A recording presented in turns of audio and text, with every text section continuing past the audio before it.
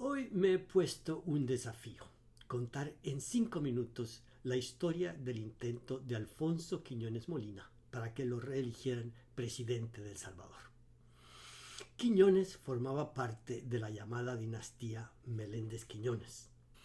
Sus cuñados, Carlos y Jorge Meléndez, fueron presidentes antes que él. Es más, antes de ser elegido para dirigir los destinos del país en 1923, había sido alcalde de San Salvador y presidente provisional en 2 ocasiones. Se puede decir que al doctor Quiñones le gustaba el poder sin restricciones. Durante todo su periodo presidencial mantuvo el estado de sitio, limitando los derechos constitucionales de la población. Es más, los periodistas de oposición tuvieron que salir al exilio. Cuando llegó el tercer año de su mandato, decidió que él quería que lo reeligiera, a pesar de que lo prohibía la Constitución. La campaña para lograr la reelección se llevó a cabo en etapas. La primera fue deshacerse de la competencia. A finales de 1925, Rodolfo Schönenberg, uno de sus ministros, indicó interés en ser el próximo presidente. Inmediatamente, Quiñones lo despachó a España como representante diplomático. Además, circulaban rumores de que el vicepresidente, Pío Romero Bosque, era un buen candidato para suceder a Quiñones Molina.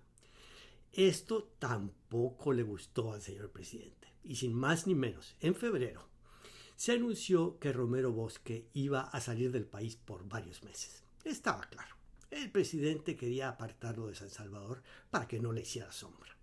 Ya con sus 2 posibles rivales fuera del país, comenzó la segunda etapa, las giras presidenciales. La primera fue en enero y en esa ocasión visitó San Vicente, Sensuntepeque, Usulután y San Miguel. Luego, en febrero, se dirigió a Occidente, Santa Ana, Sonsonate y Aguachapán. En marzo se fue a la Costa del Bálsamo. Primero Santa Tecla con dirección a Comasagua, luego Jayaque y Teotepeque. Los informes del representante de Estados Unidos reconocían que esas giras realmente eran parte de una campaña para reelegirse. Después de las giras comenzó una tercera etapa en agosto, con la organización de cabildos abiertos en todo el país. El objeto era recoger firmas pidiendo que se convocara una asamblea constituyente para cambiar el artículo de la Constitución que impedía la reelección.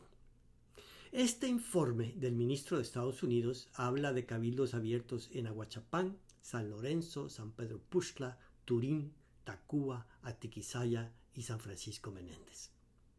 Ahora, tomen en cuenta que las elecciones estaban programadas para principios de enero de 1927. O sea que de agosto a enero había poco más de 4 meses y todavía no había ningún rival para el presidente.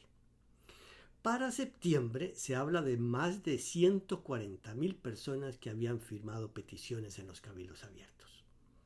El 8 de noviembre apareció en el periódico El Salvadoreño, una publicación que realmente era controlada por Quiñones, una boleta para que la gente la llenara y enviara al periódico. Era una especie de encuesta de opinión informal, algo similar a esas encuestas que aparecen en Twitter de vez en cuando.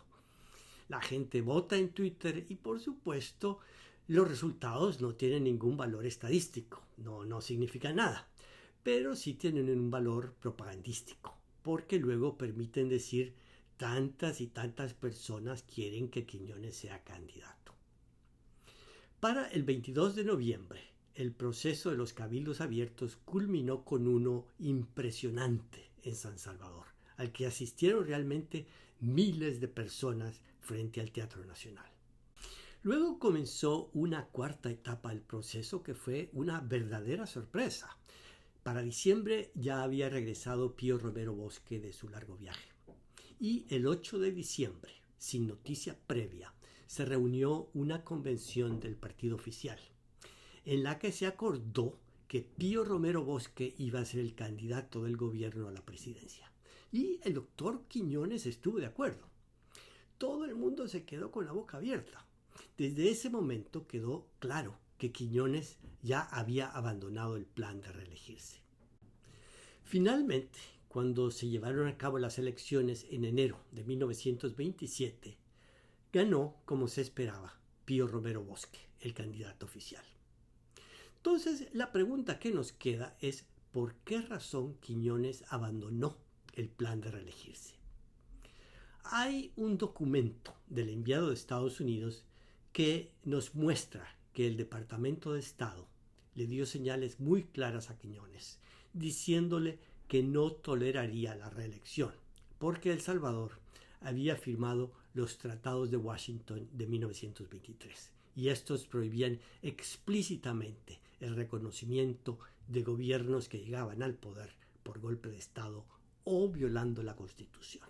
De esta forma terminó el proyecto de reelección de Alfonso Quiñones Molina.